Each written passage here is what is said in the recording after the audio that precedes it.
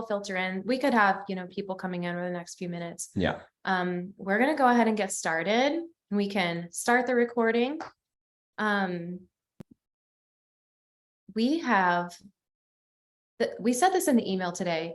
One of the things that we're loving about these calls are like that we get to like connect with you honestly and transparently about some stuff that we've been having individual conversations with people about. And so now we get to like open it up more, and we get to share with you more about like, of course, there's like the magic that is happening on the table. And then there's this like world that is going on for us that we want to share, that we know that if you knew, like you'd get so much more out of your experience. So that's the theme of this evening. It's kind of the running theme of all these calls. We're glad to have you here.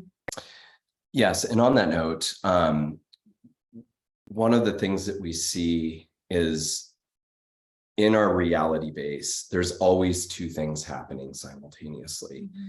And one of those in this example is, so for instance, light and dark. We're going to talk about that today. Mm-hmm.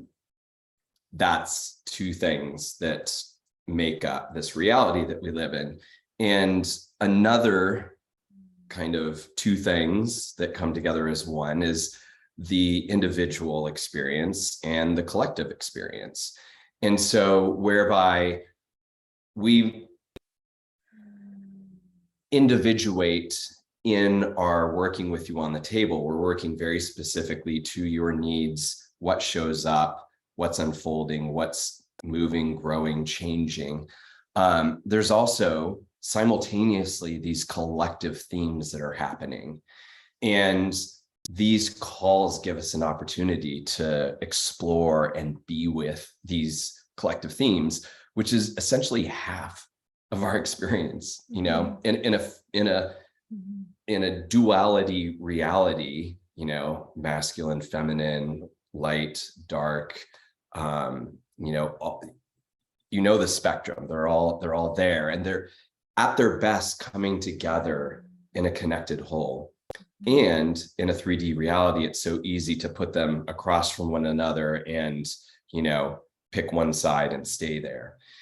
And so wholeness really means embracing both sides of that. And so tonight we're going to be exploring this connection of light and dark. And there's going to be resonance because all of us are experiencing that right now. Connected. Yes, and we're all connected. So it's the breeze that's blowing through the trees of our community. Mm-hmm. We're all trees in this sense. Yes. And the message is the breeze. And on the trees, we were going to talk a little bit about nature and like where we're at in the season. Like if you're in the region that we're in, we're like moving into fall time, and we just had the equinox. And so we're moving from like predominantly light to like, we all know where we're headed. We all know what's going down the bike here. And we're looking at the darkness. We're looking down the barrel of winter, and the dark is increasing every day. I know I feel it at sunset every day. I'm like, oh, it's earlier. And for me, love fall. And there is this sense of, oh no, like, and I get a little sad, like every time the day gets shorter. And so what that means, we're going to talk about this tonight. This is why this topic has been so rich for me as a person. So we're going to talk about dark and light. And I'll just share with you a little bit what I mean about me personally. Like the light has been easier for me to be with than the dark. And the dark is where my learning curve is. The dark is where the juice is at for me. And just to be clear, a little like languaging here, when we're talking about dark, we mean dark like nighttime. Some people, when they say the word dark, they're thinking like dark, like evil. We're not talking about that. So we're talking about the opposite of light. It's like totally natural on this planet. Everybody has it, and there's nothing wrong with it. And there's nothing wrong about it. However, our culture, and we're in society, like we're not really taught how to be with it very well. And it can create a lot of dissonance and misalignment and dysfunction in our bodies and in our relationships and in our lives. So that's where we're going. Yeah. Yeah. That's tonight. Yeah. Cool. So before we start, we're going to do something a little new to these calls. And that is that we're going to do a little bit of body connection. And this is up to you. If you want to play along, then please do. And if you want to just hang and meditate, you can do that as well. So this is your sovereign human beings. We'll be talking a little bit more about that as well tonight. And so you get to choose how you want to participate with this. Chelsea Ray's going to guide us through this process, and we encourage you to follow along if, again, that feels really good to you. And if you just want to take this time to experience us in community and the spaciousness that we all hold, or whatever version of that, that's totally up to you. So, so we're going to give guidance verbally. It's going to be like a guided meditation. And you're going to be touching your body. So you can take any layer of the guidance that you want and like do what feels right for you. So if I the first bit of guidance is the breath, you can do that if it feels good. The second bit of guidance is touching the body. Do that if it feels good. The third might be sound. Do that if it feels good. Right. So those are like the layers of it. And I left off part of the name. So we're talking about this practice as body connection, exploration. And the exploration is really the important part, because the guidance will be there and it's your own body. And so we're just guides to your body, and how each of us explore it is really where the potency of this type of embodiment practice lies. So we want to give you free rein for that. Another theme of this call tonight is ownership and sovereignty. So really know that when you enter in working with us, that's like what we want for you the most. We want you to fully be able to own your body and your being and your experience. So you step into that field with us, which means guidance is a grain of salt. So we're going to start.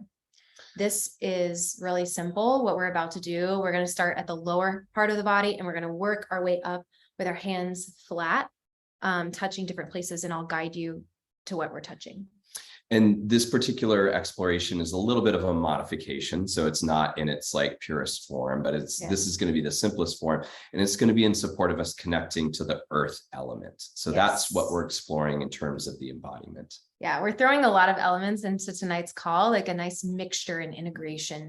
So we're actually going to start at the base of our body. So the pelvic floor, the part that many of us are told never to touch, and especially not in public.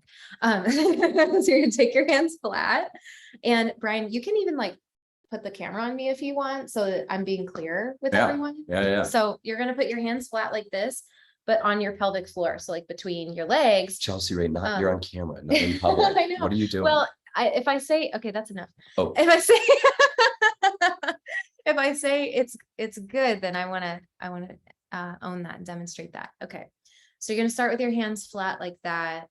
And great to have your feet on the floor. Great to be comfortable in your seat, right? Be comfortable however you are. And by the way, do you remember when you're a little kid and you used to stuff your hands underneath your crotch and just sit on your hands? And maybe you thought it was because like, oh, my hands are really cold. Maybe even do that in the privacy of your own home. Well, consider the reality that you're like actually tapped into the power of this position and the energy that it contains. And so we just really want to give you permission back to that part of your body, because it really has a lot of energy and information that's powerful and potent. And grounding. Yeah. Okay. So here we go with the breath together. You don't have to try to breathe into this location or anything, but just allow your breath to happen. And we're going to breathe in the nose, out the mouth. We'll do 3 breaths right here. In the nose, out the mouth. And this last one, I want to invite you on the exhale to make any kind of sound. It can be like a sigh or whatever comes out, it's going to be right.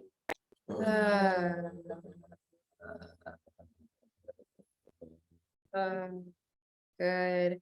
Now hands will go to the bladder position, just below the belly button, just under the belly button. Hands are flat, in the nose, out the mouth. Continue that. And as you're exploring these different places, out the mouth. Good. One more.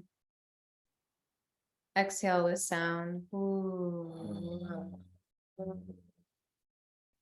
Oh, good. Now we're at the belly, just above the belly button. So your pinky finger will be just higher than the belly button. In the nose, out the mouth. As I was saying earlier, as you're exploring these different places, notice like when you have more breath or when you have more energy or more sensation relative to the different places. Like some places might be more, some places might be less. Third one. Yep. Sound. Good.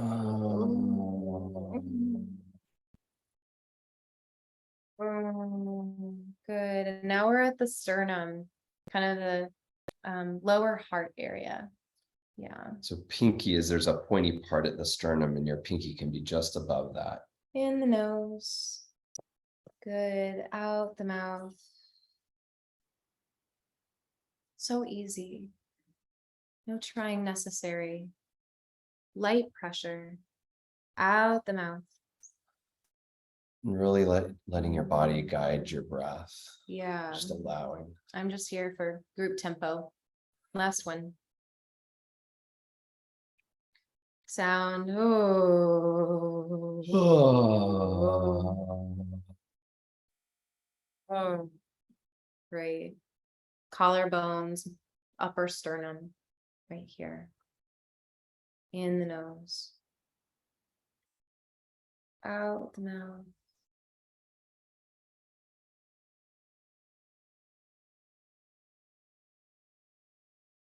Oh. I did that prematurely. I just wanted to. Last one, in the nose. Out the mouth with sound. Good. That was like completely natural. I didn't even know that was going to happen. I'm actually doing this with you. Last place is your forehead, your third eye right here. Lots of tension can be held here at times. Out the mouth. Good.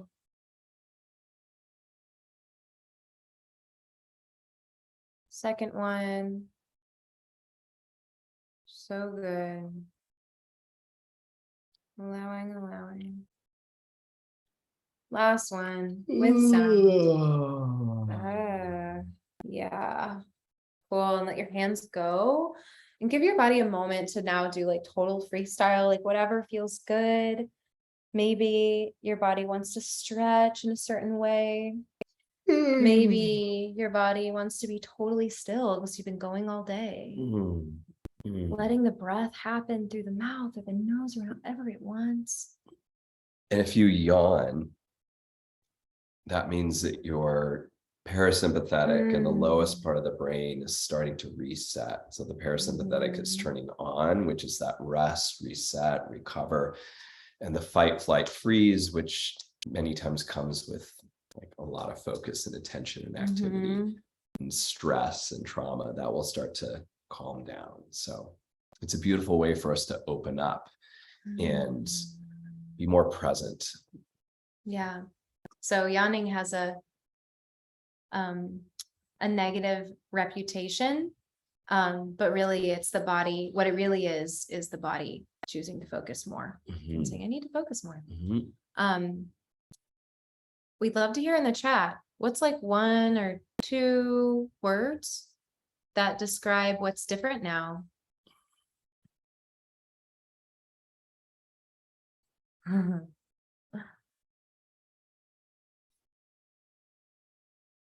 Calm. Great. David, I'm just seeing that you shared your Scorpio North Node. Thank you. It's so appropriate. We're heading into your zone here. Jack says calm. Awesome. Calm, space, centered, deeper breaths, darkness. Yeah. Cool. Expansion and present. This was the idea. Great. Yes. This is all awesome. There's no right answer. Mhm. Cool to hear how you guys Beautiful. are, how your bodies are receiving that. Great. So simple, right? Ooh, so in this next part of the call, Brian and I are going to sort of freestyle share what's on our heart lately and what we're wanting to share with you. And then in the last part of the call, we're going to open up for dialogue and questions. So if you have a question at any point, you can put it in the chat. And we have space to talk with you about that at the end. So here we go. So clearly, the conversation of light and dark relative to our experience is a little bit hemispheric centric. So if you're in the northern hemisphere, then, and depending upon what latitude that you're in, or is it longitude? Either one, whichever one. You know which one we're talking about? Yeah, the one that affects the time that you're in the light versus the dark. And so either way, there is some modulation that's happening regardless. And so if you happen to be in Australia, then you're moving into the light, and this will be perfect 6 months from now. And so either way, we have to navigate this on the planet. And it's nature providing the ecosystem that allows for the learning in being human on how to be with those two different energies.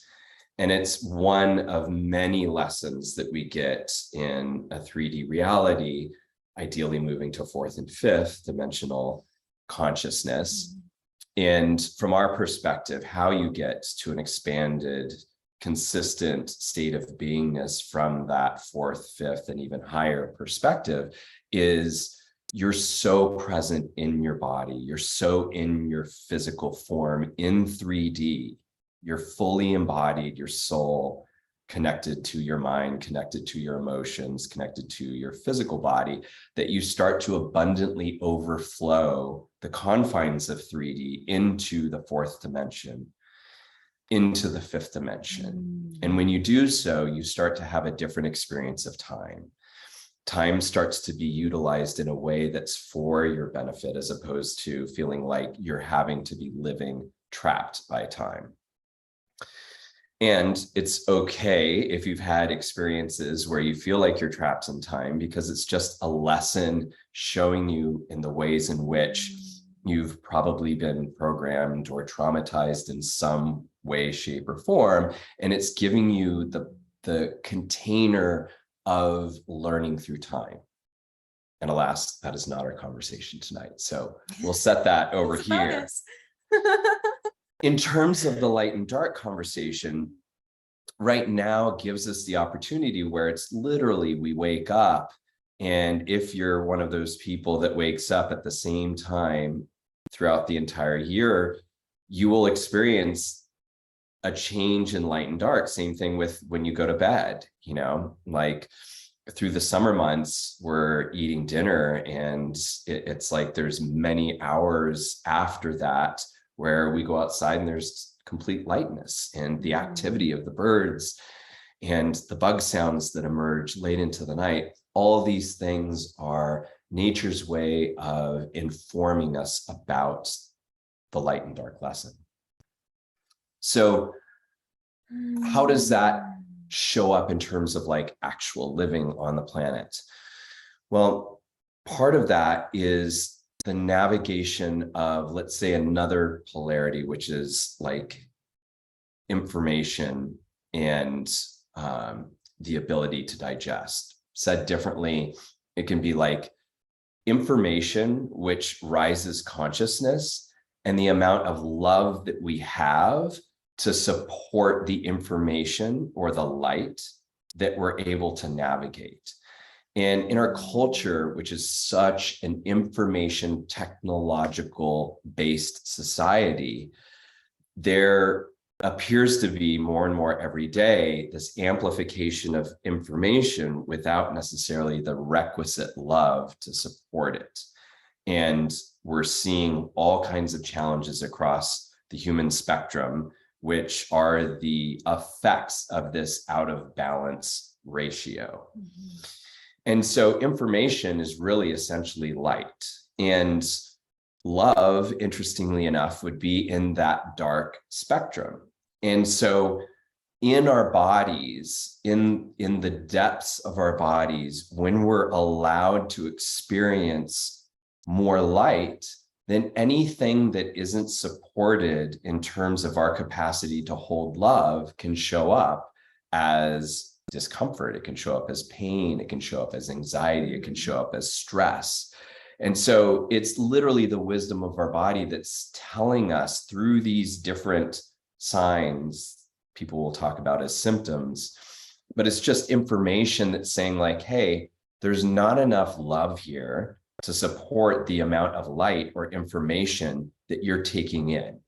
And so a lot of people who are doing higher levels of intense spiritual practice, but don't necessarily have the space in their body to support the love, will show up with all kinds of situations in their body, physically, emotionally, mentally, that are basically signs that are saying like, hey, your light consciousness is expanding beyond your capacity to contain love. And so what does that do? It puts us on this quest of like, what the fuck's wrong with me? Like, what's happening in my body? And so we want to give some different ways to interpret this tonight. Yeah. And owning your life, creating the life that you know you want, that you know your desire, requires sovereignty. And the sovereignty, what is required to have sovereignty is being with the light and being with the dark, both. If there's one of them that you're not comfortable, that your body's not safe enough to be with, then you're gonna have problems with sovereignty. We have to be able to be with what is actually happening. So that is the theme of where we're at right now, is like how owning my life, owning my body. And the more you own your body, the better you're going to feel, and the more comfortable you're going to feel when stuff in life comes up. That stuff in life is the curveballs, the decisions you need to make, or maybe the symptoms that your body comes up with, like you feeling like a sense of like, I got this, when stuff happens, when life happens. And one of the things that Chelsea Ray was reminding me of right before we popped on the call is she said, Brian, remember, we're in a fire year.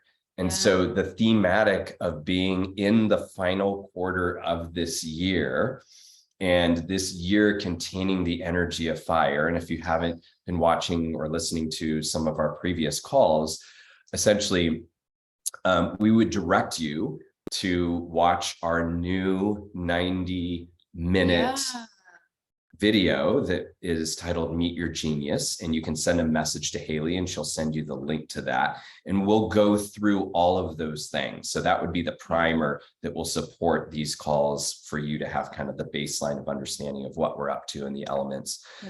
And essentially this year, a 2-year, as well as a 7-year, represents the energy of fire, which is part of the teachings of that is deepening our connection to spirit.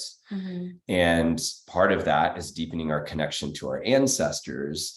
And in doing so, our sovereignty, which is essentially means our ownership of our body, our life, that we get to choose how we engage in our reality. And the more we start to build our physical being in terms of our consciousness in equal measure of our capacity to love, as Chelsea Ray was saying, sovereignty supports those two to be in right relationship. So fire is really the element that supports our capacity to have an equal balance between the information and the ability to have enough love to support that consciousness. And one of the things that you were talking about, which I would love for you to bring into this, is like that ability as we're growing consciously to kind of submit. Yeah. Good. Okay. Okay. So what the Dagara mean and what we mean when we say connection to spirit, we mean like connection to all that is, and like the special thread of all that is that we are, and like why we came here, like the who that we are, not like our identity, our ego, not like all of that stuff, but like how we're meant to express as a piece of spirit and not be confined by anything or altered or filtered by trauma, right? Just like our authentic expression. That is what we mean. And Spirit in an earth suit. God in a body. Yeah. And what was your question that you wanted me to continue? I forgot. Oh, you're on the track. So basically, like the more we connect to the divine and we submit to that. So the more like this, and what I'm about to say, like this is what works for us, and we've been living this and we love it. So like take it if you want, allow it to serve you in the way that works for you. Okay. We are totally sovereign. We choose our life. We express our genius. We are committed to designing the life of our dreams, and we totally submit to destiny. We totally submit to spirit. We totally submit to source, creator, universe. We're pretty comfortable with all the words. So whatever you want to call it, that like higher power, like that is who we submit to, which really we feel we are just a mini thread of that. Like we're a piece of that, and we submit to the greater whole. And so it's not that like we submit to nothing. It's that like we listen to our guidance, and we know where our guidance comes from, and we know who we work for, basically. We work for spirit, and we show up to do that work. And we feel like there's a quote. I want to quote Daniel Brinkley. Yes. So he's a person, we've listened to interviews with him. He has died 4 times and come back to life. And he remembers his near-death experiences. And he's recorded a lot of interviews of people like talking to him about that. And I've learned so much from listening to him. And it's so cool, like him talking about his experiences. And one of the things that he gave advice is like, he's been to the other side 4 times. He's very familiar. And the interviewer asked him, like, what would you tell people who haven't had your experience of dying and coming back? He would say, pretend God couldn't come to work today and he just sent you. He just sent you, and she, whatever, like they, God could be they, like it doesn't matter. Like God couldn't come to work today and she sent you instead. That's it. That's what he said. And that has helped me so much. And so that's kind of my thing on like, I know who I work for. I know who I submit to, and I know who it's not like rules that have been placed upon me. It's not constrictions of the culture. It's not what I'm supposed to say or what I'm told I'm supposed to look like. Like I know where I get my orders and instructions from. And like, I grow in that all the time. And as I do that, I actually simultaneously, the more submitted I am, the more sovereign I also become, the more powerful I also become.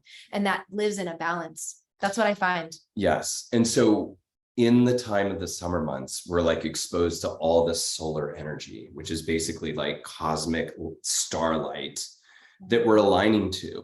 And it's a lot of information. So the more that you're out in nature and you're receiving this solar cosmic information, it actually takes time to integrate that. And thus the cycle of dark, which calls us to go inward and process that. And in the processing and embodying of light, we're going to find all the nooks and crannies, all the parts that light starts to vibrate and shine through that are not aligned with that. And when the light of the cosmos starts to express in our bodies and we don't have the capacity to fully resonate with that, it will show up with something. It can show up as a pain physically or a symptom. It can show up as emotions that you're not comfortable with expressing. And so they get withheld. It can show up as mental chatter. It can show up with feeling like, the dark forces are out to get you and are trying to tear you apart, when all of it is essentially the energy and information does not have enough love on the inside to support you to hold that.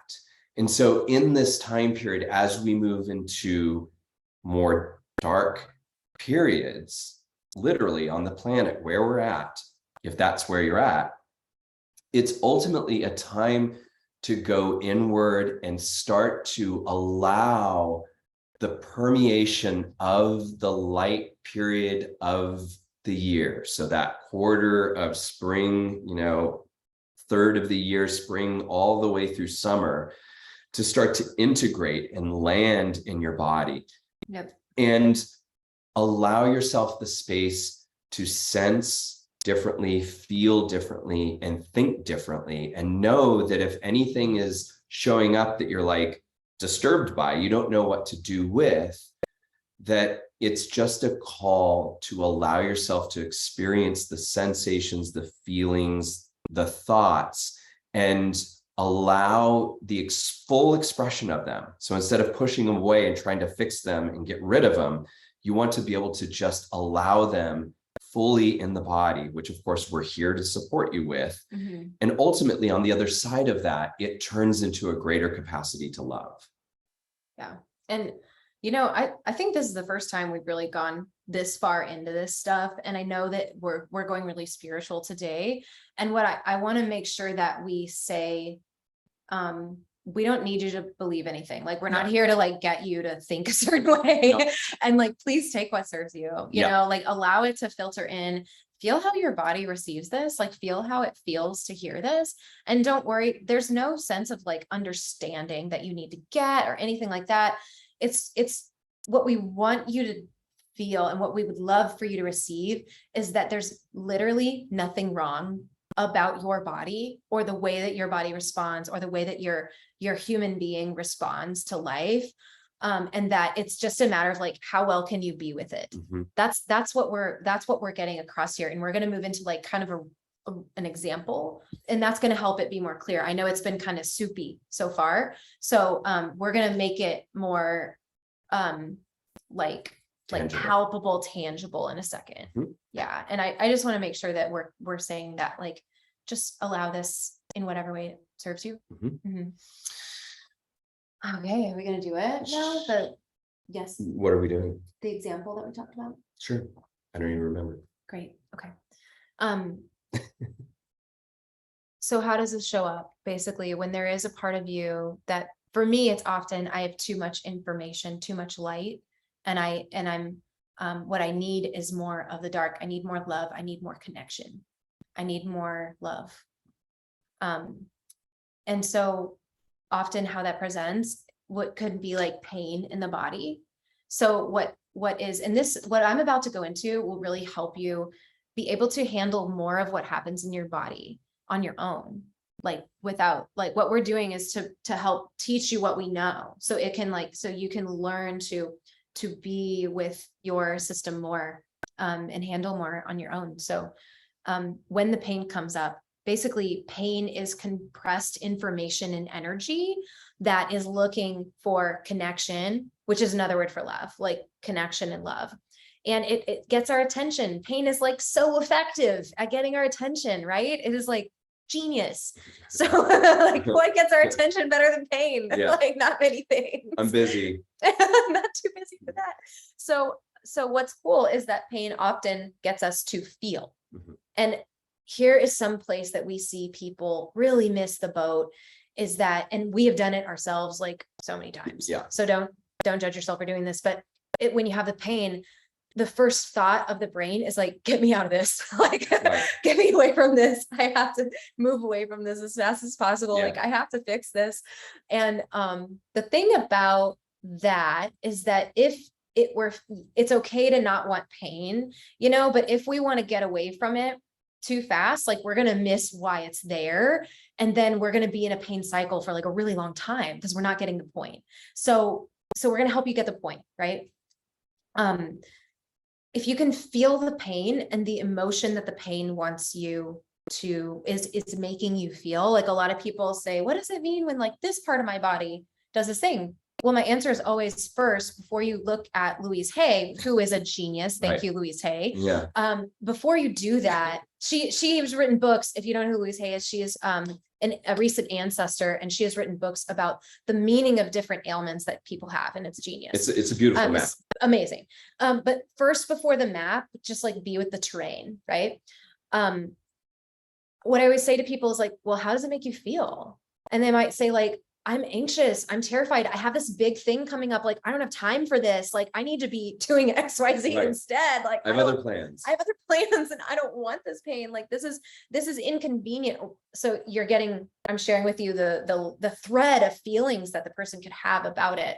Or maybe it's like, oh, I feel like I'm never going to be able to do my life's work because I have this pain, right? So allow underneath the story, what is the feeling that wants to be felt? And literally all the things that you're saying is the person sensing it and translating it through their mind. Yeah. So their mind is basically everything that you're saying about the pain is the answer, at least in some short form, of what the information contained in the pain is. Yeah. So it's important to ask yourself that question, allow yourself to feel it, sense it, and then say all the things. Yeah.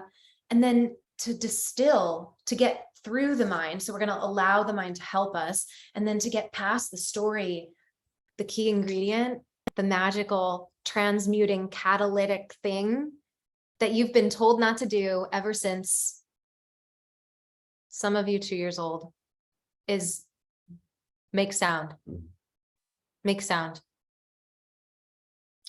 And simultaneously use the language that comes up to just acknowledge it. And I know that there's a lot of stuff in spiritual teachings that say like, well, I don't want to say that because I don't want to make it real. But the problem is that it's in your body and it doesn't have light, it doesn't have air, and it doesn't have space. Right. And so the moment that we actually, and by the way, it's not true, it's not aligned with your soul. And so it's a very low vibration frequency.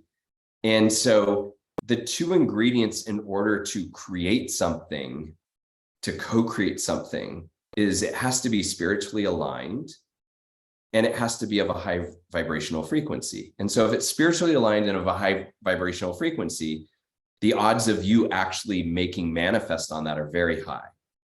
But this stuff is not aligned, right? I think I might die.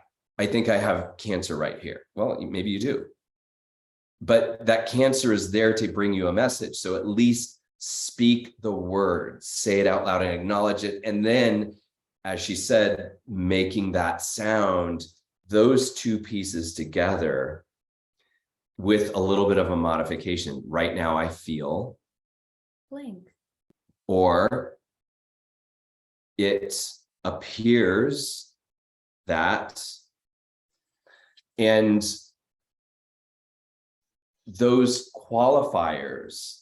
So right now I feel, or at times, is really important, because right now is saying, hey, this is what is actually happening right now. I'm experiencing this energy right now, but it's just for a moment. Right now is gone. Now we're in a new right now, and now we're in a new right now, and now we're in a new right now. And so as soon as we acknowledge it in that moment right now, it gives it light, air, and space. And it's a low vibrational frequency. So you don't have to worry about it coming true. Here's when you have to worry about it coming true, is when you don't acknowledge it. Then it has to get projected and taught to you in your reality. And that's how you learn. And that is a very painful way to go. So it's actually the reverse of what many people think. You're not going to curse yourself by acknowledging and speaking. You're giving light and air and space to the low vibrational frequency, and therefore it has to become something else. And then it starts to transform. You're allowing your human experience, and there's nothing unspiritual about Yeah. that. It's Like, the most there's spiritual thing you can do. there's a lot of rules in the spiritual community, and I have lived this truth, like, that are like very disempowering to a human being, like that are not aligned with the way a human body works. That's how I wound up super sick, cancer, autoimmune disease, all this stuff, is because I really thought that I wasn't supposed to feel all the things I was feeling, so I did everything I could to avoid them. And then my physiology got really loud and really painful and really it got as loud as I needed it to pay attention to it. Yeah. That's it. And as soon as I learned how to feel and I learned how to connect with my body, and I was receiving this work, like, I got continually better.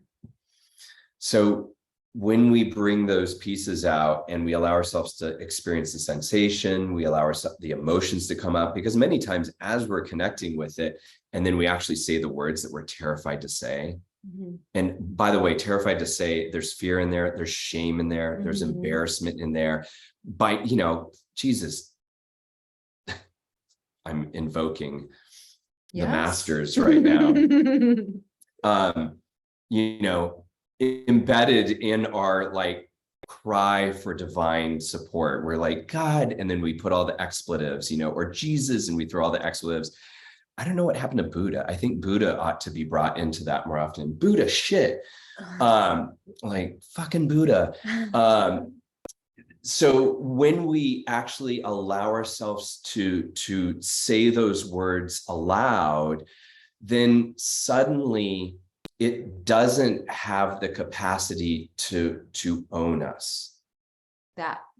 And that becomes energy liberated. Now, here's the thing about this energy, this darkness that's inside us, this compressed information. As it gets light and air and space, all of a sudden it turns into something else. And part of that is the energy to heal that part. Part of that is actually love. And part of that is the tenacity along with the energy for us to recognize, holy shit, I'm waking up and I have been controlled by something that is not me. If you leave your house, the rats and the hobos will show up, like long enough unattended. And these moments when we wake up and this energy turns into love, we realize that we're giving our energy to something else that is not aligned with our divinity. And that energy is here to teach us. It's here to usher us to say like, hey, it's time to kind of wake up and pay attention and grow up. And then you're going to have to do some cleaning up.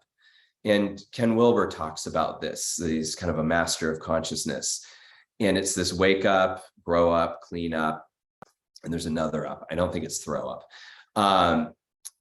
Ultimately, that energy that in part is love will also turn into the energy for us to own our sovereignty, to own our energy, to feel renewed. And so it is also okay if there's the energy of like anger and like there's intensity there, because that intensity is there for us to know that we have more energy and power than we've been claiming, that we've been owning, that we've been living with. Yeah. So the last thing before we get to questions is just to wrap this up, like inside the pain is the information packaged as feeling, which are the lessons and the information and the guidance that you need. That's where you'll get the boundaries. That's where you'll get the courage. It's where you'll get the power. You'll naturally have a sense of how to live your life from this moment, because your body is telling you. And there's nothing and no place that's going to give you better information than your own body. Period. Cool. I know a couple things have been, is there anything else you want to say, Brian, before we move into questions? No. Okay. I'm going to start. Mitch, do you want to start with what you asked already, or do you want to take it from where you're at now? Great. Go ahead and unmute yourself. Yeah. Okay. Yeah. Thank you. We can come back to the other one. It's past anyway, in the so-called past and future.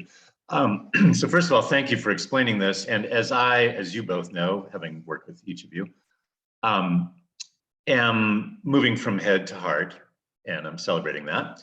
And so with the making of sounds, which I'm embracing now, the part that I'm missing is when I'm translating the sciatica pain to a sound, like, ah, whatever it is, that's usually what it is. Where does the healing come through? Is it just organic, and just by making these sounds, I'll feel the healing, or I'll get the messages? Or do I need to inquire along with, you asked, what emotion am I feeling? Okay, I'm feeling sadness, I'm feeling, whatever it is.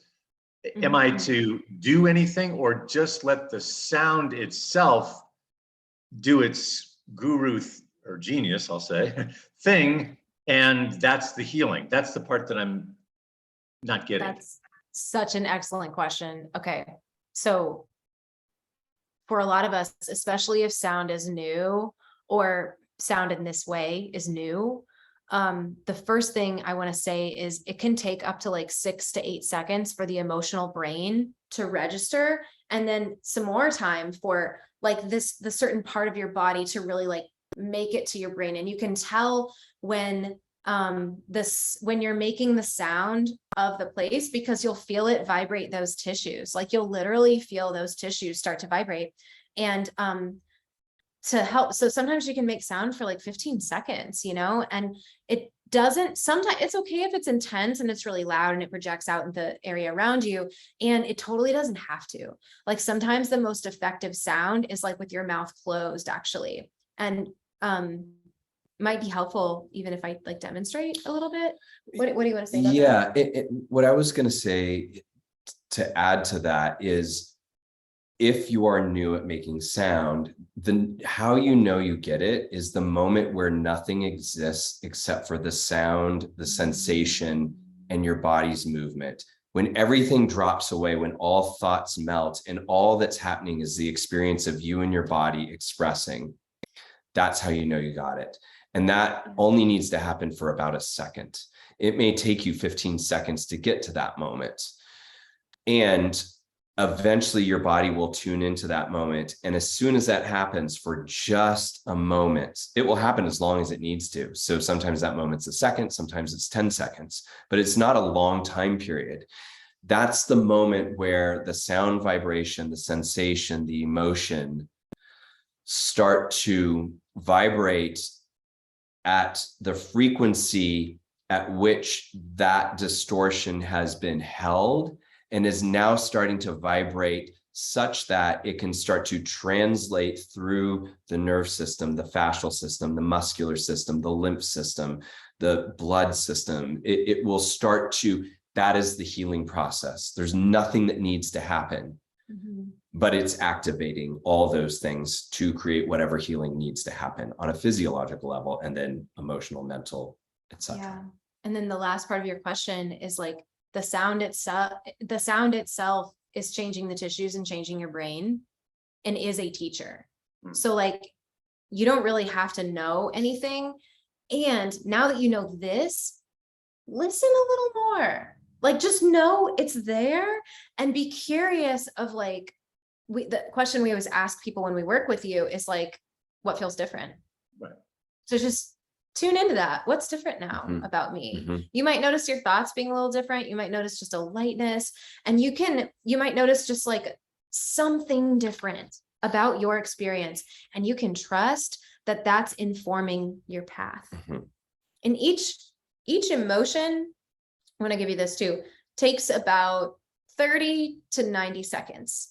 And sometimes when we have a painful area of life or a painful area of our body, it is really many feelings stacked up on top of each other, right? So each one can take a few moments can take a moment and be patient with your unfolding.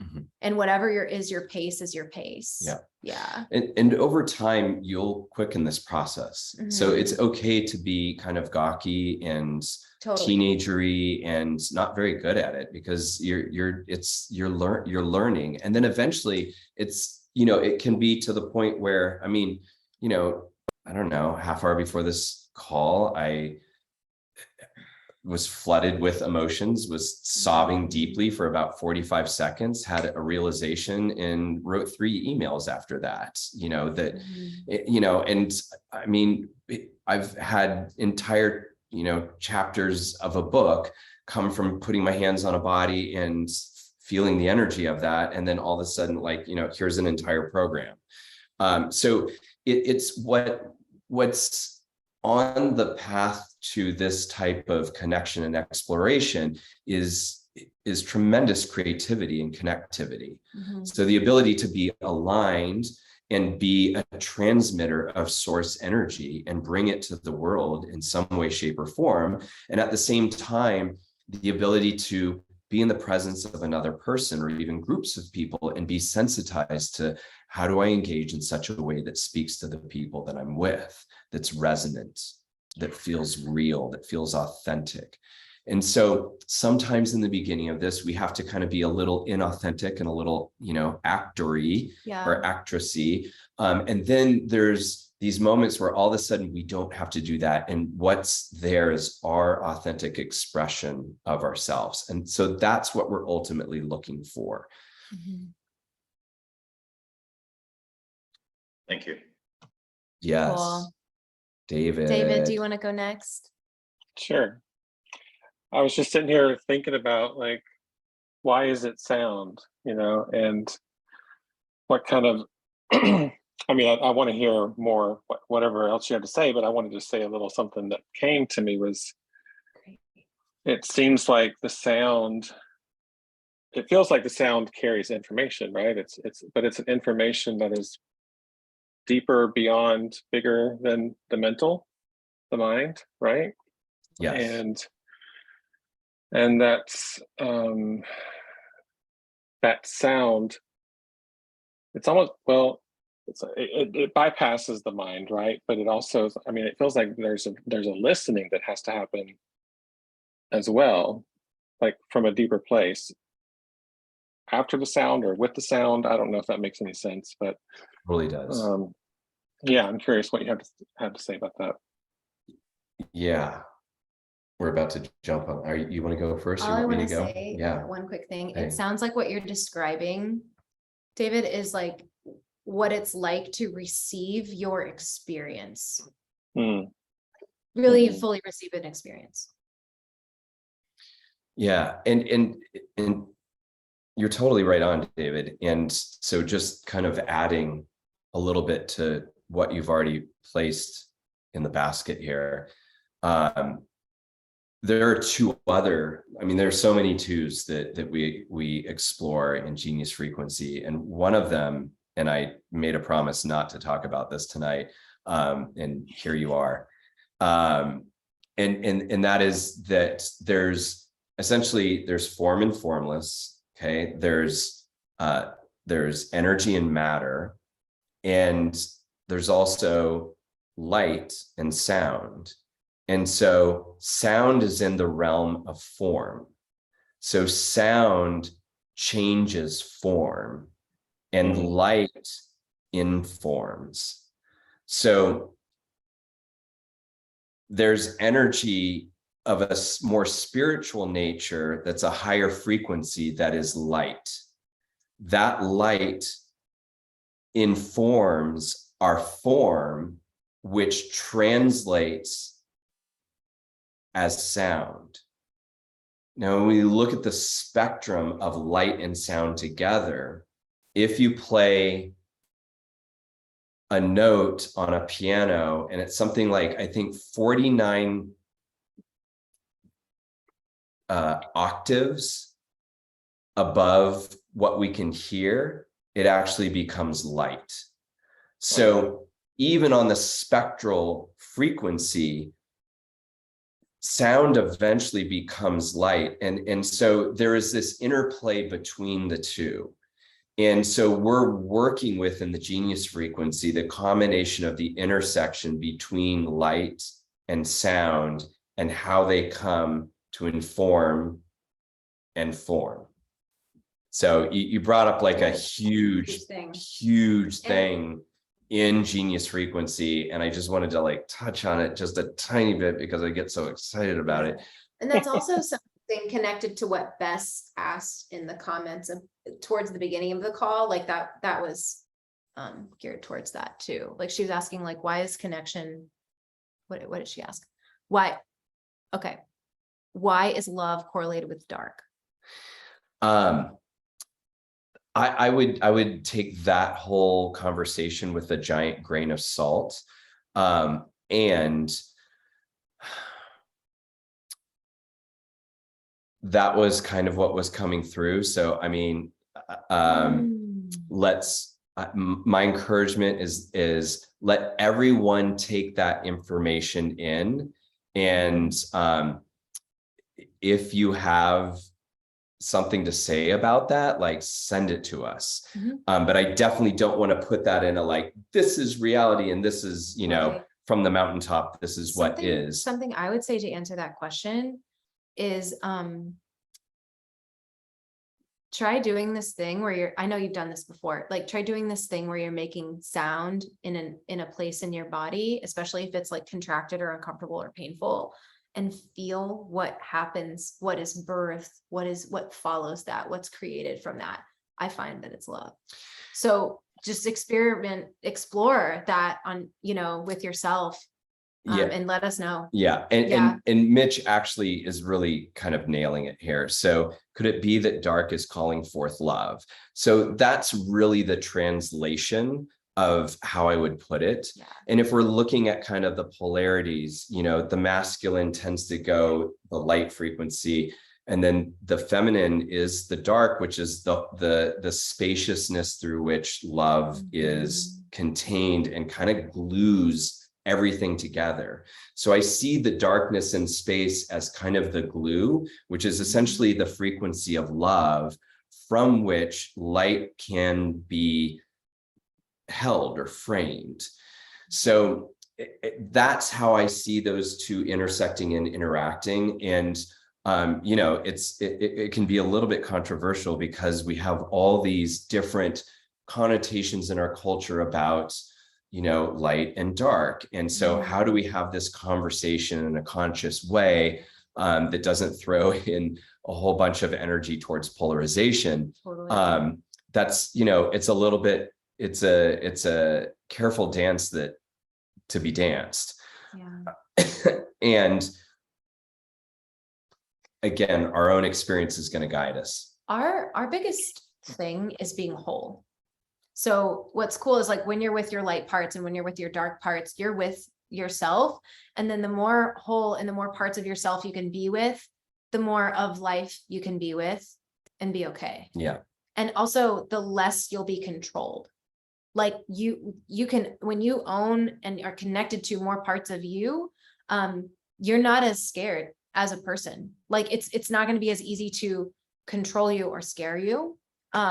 And you'll be making choices from a place that's not fear, which is really a free life. And I mean, ultimately on the planet, even if we were to get into the conversation, which you're like edging up on, which is like, the conversation of like good and evil, like, does evil exist? Well, sure it does. Absolutely. We see it on the planet all the time. And at the same time, we could look at it from a perspective of like, and that energy is there to wake up the interaction of light. It's there to intensify our call to really claim the level of power that has been expressed more fully on the planet. And there's all these different interplays, because we could look at it and say, well, then if light is the masculine expression and dark is the feminine expression, don't we need more feminine energy on the planet? And I would say, well, absolutely yes. But masculine energy associated with the light and information is how I would see that. And I would see the dark as the connection to the feminine energy in that comparison. So, we get into these conversations of light and dark, and it's hard to do it and not get confused or polarized. It's like we don't have quite enough words for all the different things that we're talking Yes. about. There's like a reusing of or multiple meanings to the Yes. same words, Yes. which is a little bit challenging, but that's just where we're at in language right now. Right. So going back to what Chelsea Ray said, our focus and our desire is to be in support of everyone's wholeness, which is the ability to be in relationship with both sides of the equation. We live in a dual universe. Our reality is form-based. And so as much as many of us, for years, I wanted to skip out of the world of form and just hang, with the light beings. And, it was fun for a hot moment. that's how you leave the After the planet. drugs wore off. Yeah. I had to deal with the reality that, that I'm a human being and I was sent here for a reason. And so for me, actually embracing my physical 3D-ness, my own humanness, like going to the gym and working out, those things became a very powerful spiritual practice for me, because the other stuff was really easy. And other people like go to the gym and work out way too often, and they would do well to, develop a practice of prayer. So it's like, you really look at like, what is the part that's natural for you, and allow yourself to really like be abundant in that area. Let it spill forth in your life. And then know at a certain point, you'll probably need to lean in the other direction. And what's cool about leaning in the other direction from a place of wholeness and fullness is it becomes an exciting exploration of an energy that's unknown. And that exciting exploration of an energy and an experience that's unknown is part of the human drama that's actually really invigorating. And in order to do that, though, we have to feel a certain amount of like safety and connection and love for ourselves. So it's this balance of like, okay, get a little bit more light information, and then feel and connect with the darkness that builds our love. And if we get too much in that domain, it's time to get a little more information. And thus the dance begins until eventually it's just this beautiful, magical expression that is you and your frequency. And that's what we're here to explore and express. So I want to acknowledge the time that we're at the hour. And so this call is scheduled to go until 8. And we know that some of you, like, there's still hands up and stuff. So I'm cool to hang out until we're we can hang out at a for a few natural moments. stopping point. Cool. And just for the record, I channel Chelsea Ray. So if anyone wants to know that last bit. Thank you. You're welcome. Awesome. Thanks, Mitch. John, is there something that you want to ask or say or share? Feel free to just unmute yourself. Hey, can you hear me? Yes. Can you hear me? Okay. Yes. All right, Yes. good. Yeah, Chelsea Ray was just talking to me about this idea yesterday, and so today I started playing with this, and I am feeling pretty bad these days, like physiologically. Like I feel like I have a stomach bug like all the time. I don't think I do. Like I'm just feeling bad. And I'm wondering, what if I did this practice like 3 times a day? Is there a time where like, okay, that's too much, maybe do less and like let it digest over time, let yourself breathe with it? Or like, am I ready to do this 3-4 times a day? 3-4 times a day? I would say trust your desire that you're having right now and stay present to how that desire shifts. Like, this works. So my sense is if there's a day where you do it for 3-4 times a day, like that won't continue, that desire will change because your body will become saturated and you will receive. And then, the body, one of my teachers a long time ago said, the body's like a river. You never step in the same river twice. The river is never the same each moment.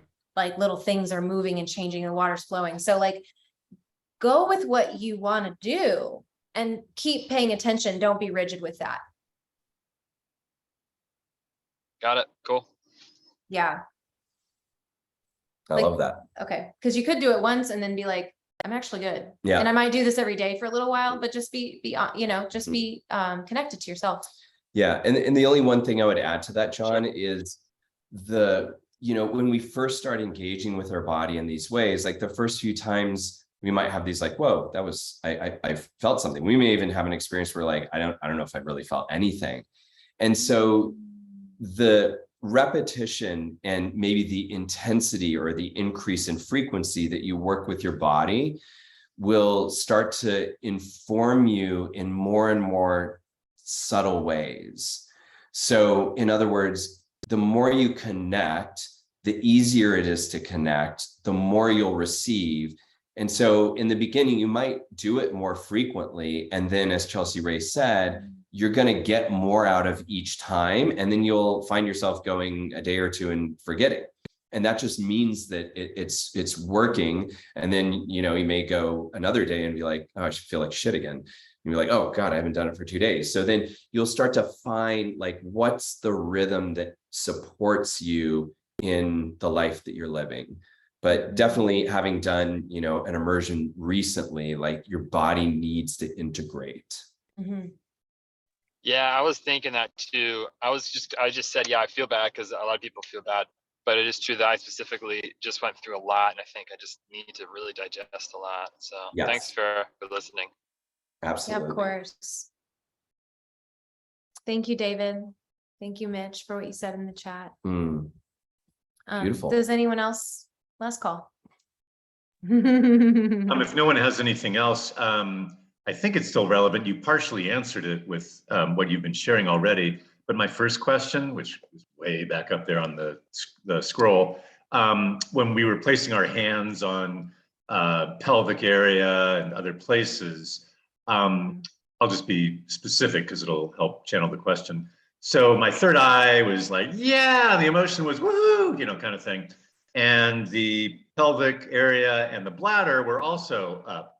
When I got to the stomach, as you know, since I've been working with you recently, Chelsea Ray, then it was different. It wasn't as, it was like, was the sound, it was different, and no mistake.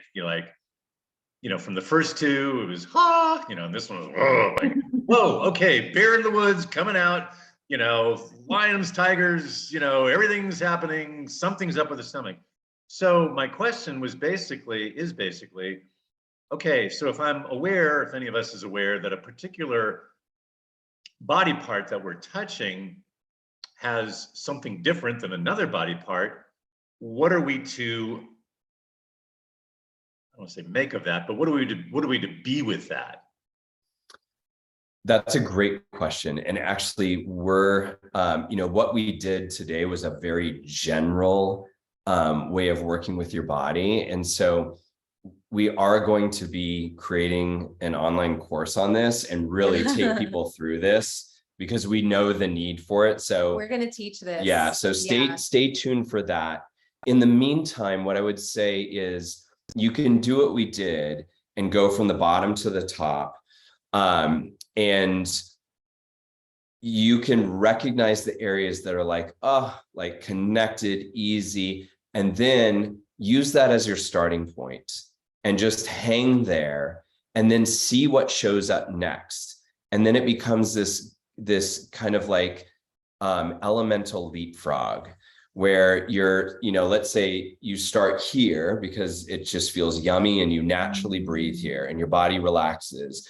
Then all of a sudden you might feel breath showing up in another spot, then go there next and hang there and hang there. And then another spot starts to open up with breath and then go there and hang there. Eventually, the last stop might be your belly.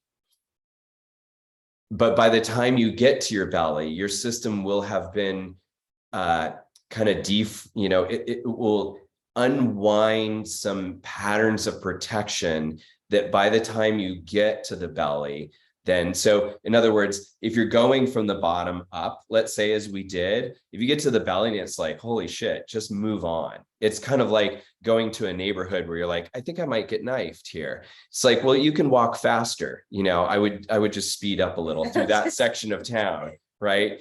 And then when you get to the area where you're just like, everyone wants to have a conversation with you, hang out there, like have several conversations there. Does that make sense? It does. And I'm glad you mentioned it because it's a little bit tricky because of what we're talking about earlier, that we don't want to avoid the pain. And so, yes, you don't want to be in a neighborhood that's unsafe or a body part that's feels unsafe in that moment. But, I also don't want to say, thank God I don't have to deal with that shit. And let me just play in the light, Yeah. That's Right. like, I don't want to bypass that.